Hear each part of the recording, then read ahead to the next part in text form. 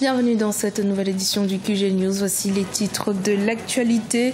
Le peuple burundais invité à financer les élections de 2020. Une nouvelle injonction de l'État qui provoque la colère de l'OLUCOM, l'Observatoire de lutte contre la corruption et les malversations économiques. L'armée nigérienne vient de recevoir des États-Unis d'importants dons d'équipement d'une valeur de 18 millions de dollars pour lutter contre le terrorisme au Niger. Le gouvernement américain témoigne ainsi son soutien au Niger dans sa lutte contre le terrorisme. Et puis, libéralisation des assurances en République démocratique du Congo. Depuis ce 12 décembre, moyennant un apport en capital minimum de 10 millions de dollars, les sociétés d'assurance privées peuvent désormais se lancer sur ce marché.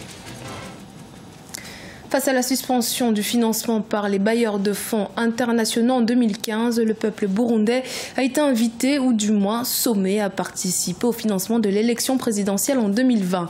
Lundi 11 décembre, les ministres burundais de l'Intérieur et des Finances ont présenté une ordonnance commune qui institue une contribution volontaire de la population pour financer les élections de 2020. Une mesure dénoncée par l'opposition burundaise et la société civile, à l'instar de l'OLUCOM, l'Observatoire de lutte contre la corruption et les malversations économiques, qui qualifie cette mesure de vol organisé. Écoutons à ce propos Gabriel Rufiri, le président de l'OLUCOM.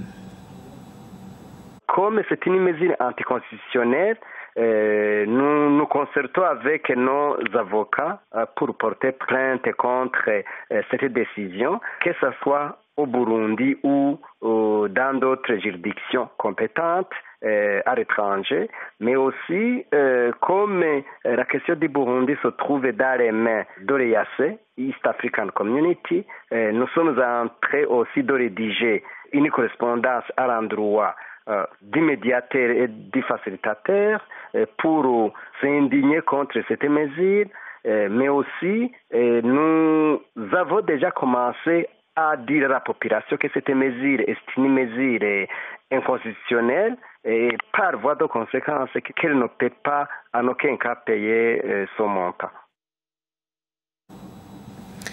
Au vu des efforts fournis par les autorités nigériennes dans la lutte contre le terrorisme, les États-Unis viennent de faire don d'importants équipements militaires aux forces armées d'une valeur de 18 millions de dollars. Ces nouveaux équipements permettront d'optimiser leur lutte contre le groupe terroriste Boko Haram dans la région de Difa au sud-est du pays. Les détails dans ce reportage de notre correspondant Sadouali Moutar. Un don d'une valeur de 18 millions de dollars pour lutter contre le terrorisme au Niger. Ce don des États-Unis est composé notamment de véhicules de commandement et de combat, de matériel de protection personnelle, de transmission et de matériel médical. Il est destiné à la base militaire de la région de Difa, au sud-est du Niger, proche de la frontière du Nigeria, qui subit des attaques meurtrières de la part du groupe terroriste Boko Haram. Nous sommes déterminés plus que jamais à poursuivre ensemble la lutte contre le terrorisme et la criminalité transnationale organisée. Ces matériels qui seront bientôt mis à la disposition permettront, j'en suis sûr, à cette unité de soutenir efficacement non seulement les formations de la zone de défense numéro 5 de Difa, mais aussi toutes les unités engagées dans le cadre de la lutte contre le groupe terroriste Boko Haram. Immense pays de plus d'1 million de kilomètres carrés, le Niger est confronté depuis quelques années à des attaques terroristes. Cette dotation intervient quelques jours après la signature par le gouvernement du Niger d'un accord autorisant l'armement des drones américains déployés dans le pays dans le cadre de la lutte contre le terrorisme. C'est vraiment un territoire très vaste que nous ne pouvons pas à nous seuls sécuriser. Parce que le Niger, c'est un verrou. C'est un verrou, s'il saute, c'est tout le Sahel et presque même, si je peux me permettre, c'est l'Afrique. Et il y aura cette jonction entre ces groupes djihadistes qui sont au Sahel et ils vont faire la jonction avec ce qui se passe au Moyen-Orient. Donc c'est pour empêcher la création de ce serpent-là que ces forces étrangères sont là. Le Mali, la Libye et le Nigeria voisin du Niger, ainsi que le Burkina Faso, sont tous confrontés à des attaques de groupes armés djihadistes. Pour rappel, 4 militaires nigériens et 4 autres soldats américains avaient été tués le 4 octobre 2017 dans une attaque terroriste dans la localité nigérienne de Tongo Tongo, un village situé dans la région de Tillabéri, près de la frontière malienne. Dans l'actualité également, au Togo, la coalition de l'opposition qui manifeste depuis plus de 3 mois contre le président Faure Gnassingbé a boycotté ce mardi 12 décembre les consultations entamées par le gouvernement. L'opposition juge le gouvernement en place inapte à mener des consultations et qualifie cette initiative de manœuvre de diversion. L'opposition qui se dit prête pour le dialogue exige que les consultations se déroulent sous la houlette d'une médiation internationale. C'est la fin de monopole de l'État dans le secteur des assurances en République démocratique du Congo. L'autorité de régulation et de contrôle des assurances a procédé ce mardi 12 décembre à l'ouverture des guichets de demandeurs d'agrément pour les sociétés des assurances qui désirent investir dans le pays. Monopolisé pendant des années par la Société nationale d'assurance, ce secteur verra l'arrivée des nouvelles sociétés qui vont s'engager dans ce marché moyennant un apport en capital minimum de 10 millions de dollars. Les précisions dans ce reportage. Jacques Amboka. Ouverture ce mardi 12 décembre 2017 des guichets des demandeurs d'agrément pour les sociétés d'assurance en République démocratique du Congo. Lancé par Henri Yave, le ministre congolais des Finances, cette ouverture marque la fin du monopole dans le secteur des assurances tenu pendant plusieurs années par la SONAS, la Société nationale d'assurance. Sous la gestion de l'autorité de régulation et de contrôle des assurances, ce secteur est un axe important porteur du développement. Notre principale mission, c'est de travailler pour mettre en place l'ouverture du secteur des assurances. Vous savez que notre pays a un potentiel extrêmement important en termes de services financiers. Et donc les assurances est une également opportunité qui doit intéresser les investisseurs à venir. Donc nous mettons le cadre, nous fixons les conditions, ce que nous venons de faire aujourd'hui, pour permettre à ces acteurs de venir sur notre marché et de s'assurer qu'ils seront sur un marché qui est stable, qui est bien coordonné et qui est bien réglementé.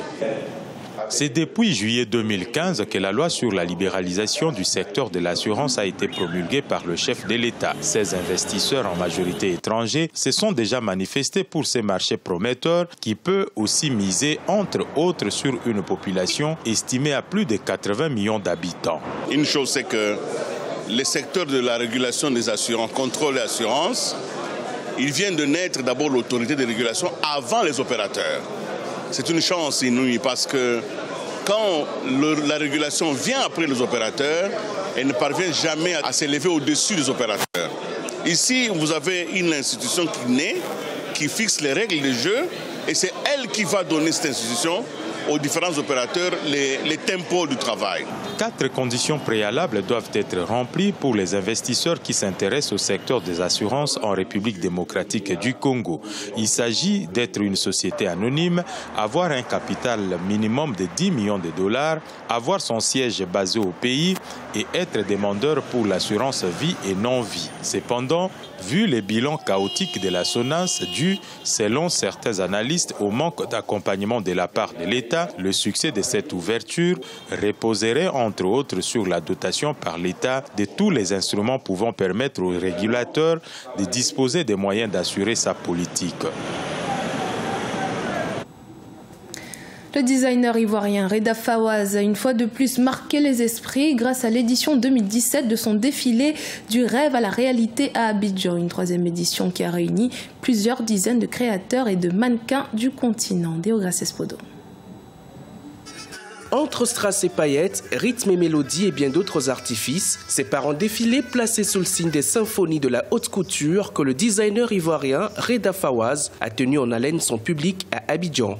La 3e édition du rêve à la réalité, le rendez-vous devenu incontournable de l'art vestimentaire en Afrique, a connu la participation de près de 200 mannequins, top modèles et autres designers de renommée internationale.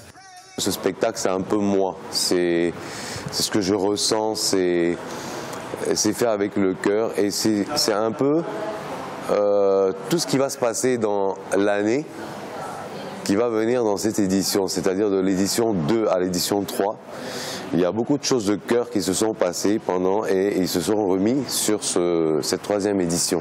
La 3e édition de la grande soirée du rêve à la réalité a été empreinte de magie et d'histoire des grandes aventures humaines. Sur scène, plusieurs tableaux se sont succédés aux couleurs du continent, magnifiant la beauté et la richesse du patrimoine culturel africain. Entre spectacles de musique, de danse et d'autres formes de représentation artistique, le public s'est laissé emporter par le rêve du créateur, vainqueur du prix Best Fashion Show 2017 au top 10 de la mode ivoirienne. La mode ivoirienne a aujourd'hui la possibilité de s'exprimer à travers de gros événements qui se déroulent depuis 2017. Le secret de la mode ivoirienne, c'est la clientèle ivoirienne qui est très exigeante, qui est très qualitative, qui recherche des produits raffinés, des produits de qualité, innovants. Reda Fawaz, à travers ce spectacle, nous a encore démontré et confirmé qu'on a tout en Afrique, qu'on a tout ici. Chapeau à l'artiste, chapeau à la mode ivoirienne.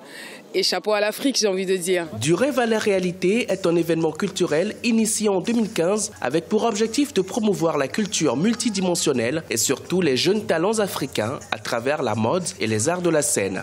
La jeunesse est un pilier essentiel de son combat. Reda Fawaz ambitionne lancer courant 2018 une fondation pour soutenir les projets en faveur de la promotion de l'art et de la culture.